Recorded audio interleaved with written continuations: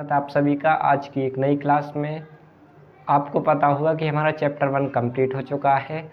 अब आज हमारा चैप्टर 2 शुरू हो चुका है। चैप्टर 2 जो हमारा है वो है अम्ल, क्षार तथा लवण। ये अम्ल, क्षार तथा लवण क्या होते हैं, आज हम इनकी बेसिक नॉलेज गेन करेंगे। आज हम इनके बारे में बहुत ही बारीकी से अपनी घरेलू भाषा में, अपनी घर की भाषा में आसानी से धीरे धीरे समझेंगे। आज का ये लेक्चर आप 100% लें, स्किप करने की कोशिश ना करें, क्योंकि ये लेक्चर आपके पूरे चैप्टर का निचोड़ होगा। पहला ही क्लास है, हमारी बहुत बेसिक कंसेप्ट क्लियर होने वाले हैं। तो ये दे रखा है एसिड्स एंड बेसिस और साल्ट, एसिड्स एंड बेसिस और साल्ट, यानी कि अम्ल, क्षार तथा लवण। अब भाई एसिड्स क्या होते हैं, बेस क्या होते हैं, साल्ट क्या होते हैं, ये आपको सुनने में बहुत अटपटे लग रहे होंगे, बट ये बहुत ही इजी हैं। अगर आप अपने घर की भाषा में कनेक्ट करें, समझें, तो बहुत ही सरल हैं। तो बस अम्ल इतने होते हैं। अम्ल क्या होते हैं, वे पदार्थ जो स्वाद में खट्टे होते हैं वो सब अम्ल होते हैं। आप इमली खाते हो, नींबू रस पीते हो, ये सब खट्टे होते हैं जो पदार्थ। दही खाते हो, जो दही खट्टा होता है, ये सभी जो खट्टे पदार्थ होते हैं वो अम्ल होते हैं। ठीक है, सिंपल तरीका याद रखने का, जो पदार्थ खट्टे होते हैं वो क्या होते हैं, अम्ल होते हैं। ठीक है, तो अगर आपसे कोई पूछे अम्ल क्या होते हैं, अम्ल खट्टे होते हैं, इनका स्वाद खट्टा होता है। जो पदार्थ खट्टे होते हैं वो अम्ल होते हैं। बट ये तो हमारी घर की भाषा में हो गई कि हाँ साहब ये अम्ल हो सकते हैं। जैसे आप इमली खाते हो, इमली में अम्ल होता है, टार्ट्रिक अम्ल है ना, ये सभी। और जो चींटी आपको काट जाती है, आपका कुछ सूज जाता है ये हाथ वगैरह, तो वो फार्मिक अम्ल के कारण होता है। तो ये सब हमारे अम्ल होते हैं। बट अब हमें इनकी डेफिनेशन अच्छे से विज्ञान की भाषा में समझनी है। देखिए ध्यान से, सबसे पहले एक वैज्ञानिक थे आर्हीनियस, आर्हीनियस, जिन्होंने सबसे पहले आर्हीनियस के द्वारा अम्ल को परिभाषित किया गया। अम्ल को परिभाषित, अम्ल और क्षार दोनों को, और क्षार दोनों को परिभाषित किया गया। ठीक है, परिभाषित किया गया। ठीक है, ये बात हो गई। अब आप एक चीज़ ध्यान से समझिए, आर्हीनियस एक वैज्ञानिक थे जिन्होंने हमें अम्ल और क्षार के बारे में डिटेल समझाया। देखिए, क्षार तो अम्ल आपको आप समझ गए कि खट्टे होते हैं, लेकिन क्षार जो होते हैं वो कड़वे होते हैं, तीखे होते हैं। क्षार का जो स्वाद होता है बहुत कड़वा होता है। जो आप मिर्च खाते हो वो क्षार होती है, कड़वी होती है, तेज होती है। या फिर आप साबुन वगैरह देखते हो, इनका सबका जो चीज़ कड़वी होती है वो सब क्षार होते हैं। ठीक है, अब आर्हीनियस के द्वारा इनकी परिभाषा दी गई, तो आर्हीनियस के द्वारा दी गई। तो सबसे पहले इन्होंने अम्ल की परिभाषा दी। अम्ल की सबसे पहले हम देखते हैं अम्ल की परिभाषा इन्होंने क्या दी। देखिए ध्यान से, वे पदार्थ जो जलीय विलयन में हाइड्रोजन धनायन, हाइड्रोजन हिंदी में लिखें, हाइड्रोजन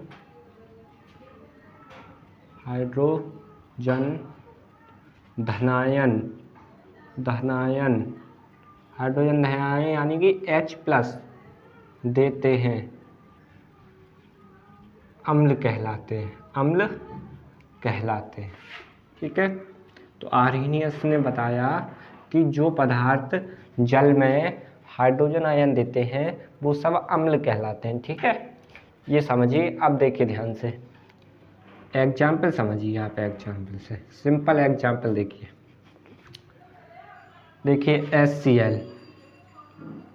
HCl, इसको क्या कहेंगे, हाइड्रोक्लोरिक अम्ल।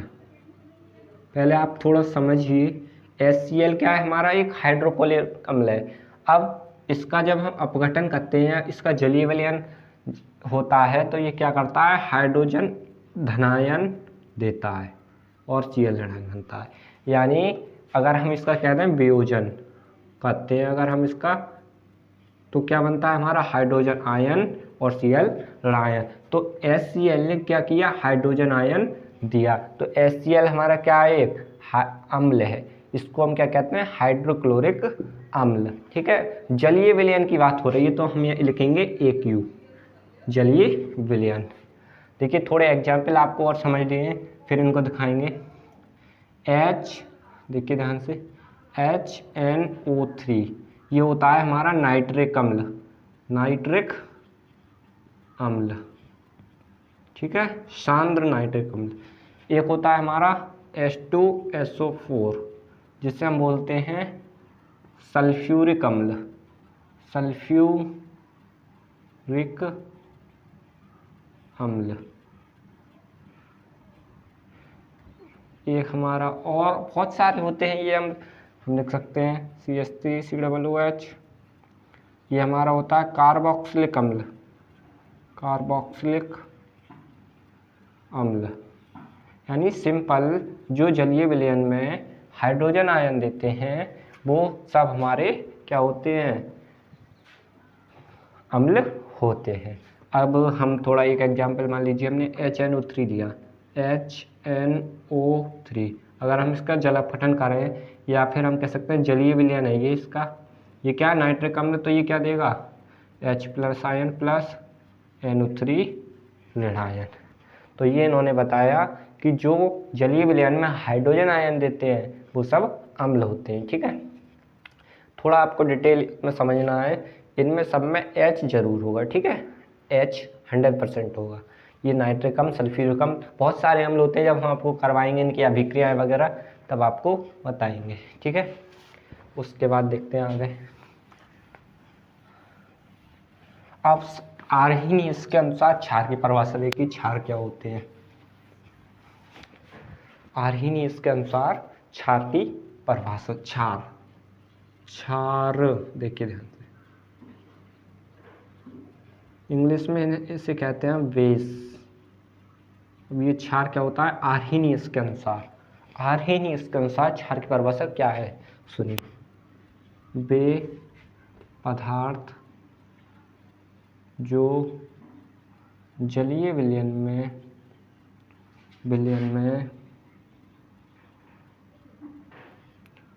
में हाइड्रोक्साइड आयन, हाइड्रोक्साइड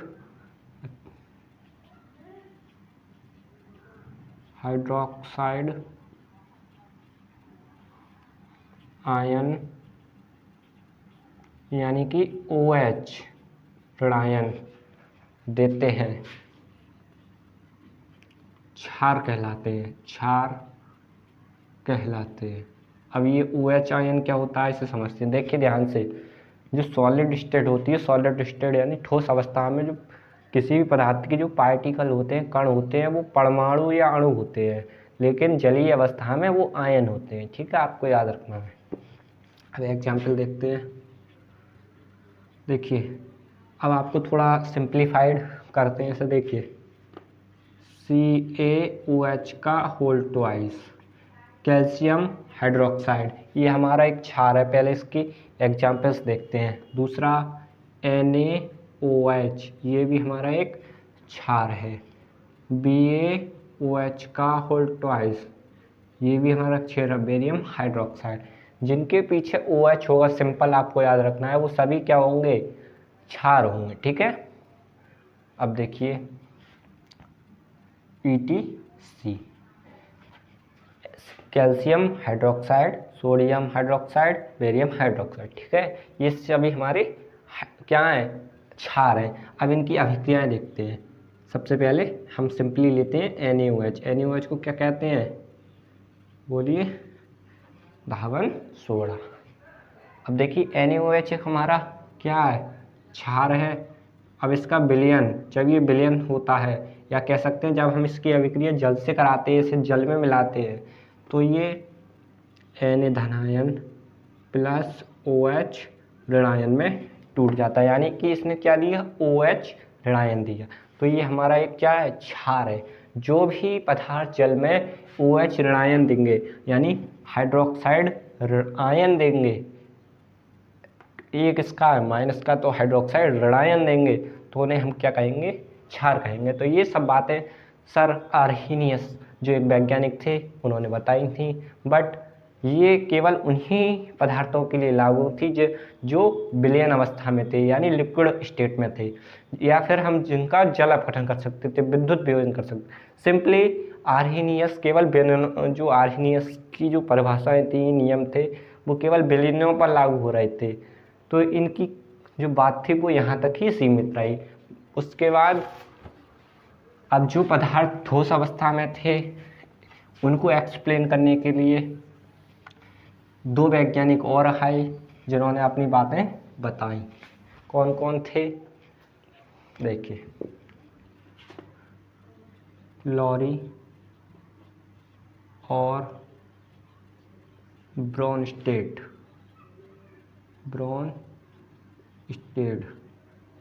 ये थे। इन दोनों ने क्या बताया, ध्यान से सुनिए। इन्होंने अपनी अलग अलग परिभाषाएं बताई। इन्होंने अम्ल के बारे में बताया कि वे पदार्थ जो प्रोटॉन देते हैं वो अम्ल कहलाते हैं, और वे पदार्थ जो प्रोटॉन ग्रहण करते हैं वो क्षार कहलाते हैं। अब ये प्रोटॉन क्या होता है वो देखिए ध्यान से। प्रोटॉन, सबसे पहले थोड़ा डिस्कस करते हैं प्रोटॉन के बारे में, ठीक है। इलेक्ट्रॉन को हम ई से दिखाते हैं, प्रोटॉन को हम पी से दिखाते हैं। देखिए प्रोटॉन क्या है, पी। प्रोटॉन को हम किससे दिखाते हैं, पी से। अब ध्यान से देखिए, प्रोटॉन को हम पी से दिखाते हैं, H+ आयन से भी दिखाते हैं, H+ आयन। हाइड्रोजन के ऊपर अगर एक प्लस का सिंबल लग रहा है तो समझ लीजिए वो क्या, एक हाइड्रोजन का प्रोटॉन है, ठीक है। क्या, एक हाइड्रोजन का प्रोटॉन। अब जो पदार्थ प्रोटॉन देंगे यानी H+ आयन देंगे वो सब हमारे अम्ल होंगे, और जो H+ आयन ग्रहण करेंगे वो सब क्षार होंगे, ठीक है। देखिए अब हम लिखेंगे अम्ल वे पदार्थ होते हैं कि जो दूसरे पदार्थ को अम्ल, इनके अनुसार लॉरी और ब्रोनस्टेड, ठीक है, अम्ल वे पदार्थ होते हैं जो किसी दूसरे पदार्थ को प्रोटॉन देते हैं, वो सब हमारे अम्ल कहलाते हैं। अब इनका एग्जाम्पल देखिए। और क्षार की परिभाषा आप लिखेंगे, क्षार वे पदार्थ होते हैं जो किसी दूसरे पदार्थ से प्रोटॉन लेते हैं, ठीक है। प्रोटॉन का मतलब H+ आयन, ठीक है, H+ आयन। अब एग्जाम्पल देखिए, मान लीजिए हमारा HCl है, HCl, इसकी क्रिया अगर हम H2O से करवाएं तो क्या होगा, जो HCl है वो क्या है, हमारा अम्ल। हमें तो पता है कि हाँ ये अम्ल है, लेकिन अब हमें इसे चेक करना है कि ये है या नहीं। तो जब इसकी क्रिया HCl से हमने HCl की क्रिया H2O से कराई तो क्या बनेगा, H3+ आयन प्लस Cl ऋणायन। यानी कि आपने यहाँ देखा कि जो H2O था इसमें H की और वृद्धि हो गई, क्योंकि यहाँ 2 थे, H+ 2 थे यहाँ। जब इधर अभिक्रिया हुई तो इसने HCl ने इसको एक H और दे दिया, यानी एक प्रोटॉन दे दिया, तो इसलिए HCl क्या है, हमारा एक क्या है, अम्ल है। HCl क्या है, अम्ल। और अभिक्रिया देखिए NH3, ठीक है। NH3 क्या होती है, अमोनिया। आपको पता है, सबको हमने पढ़ाई है आपको।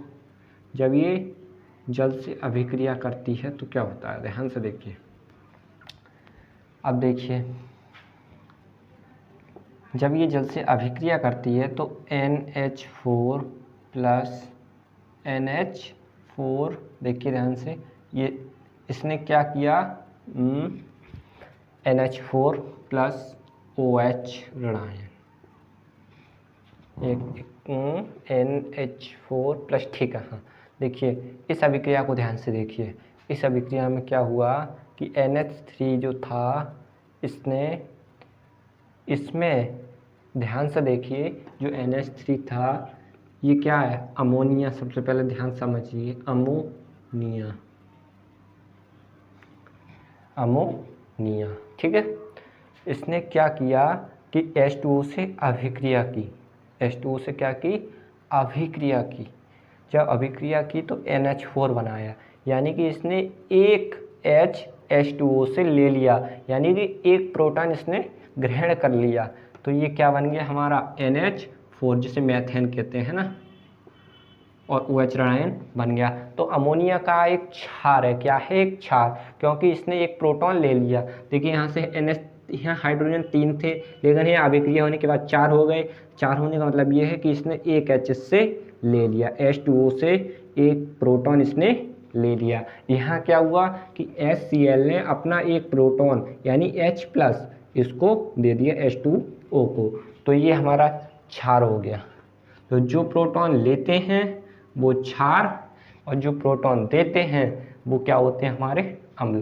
तो जो दाता होते हैं, देने वाले प्रोटॉन दाता जैसे हम लिखेंगे H+, वो कौन होंगे, हमारे अम्ल।